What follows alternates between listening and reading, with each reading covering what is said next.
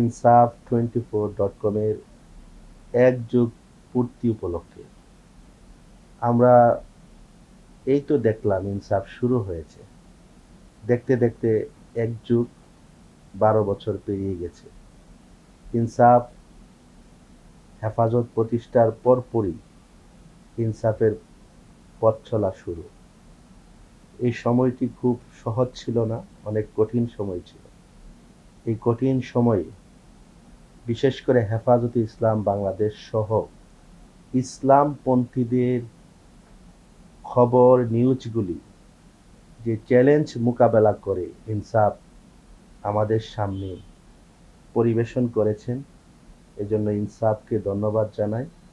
ইনসাফ সম্পাদক সৈয়দ মাহফুজ খন্দকারকেও অসংখ্য মোবারকবাদ জানাচ্ছি।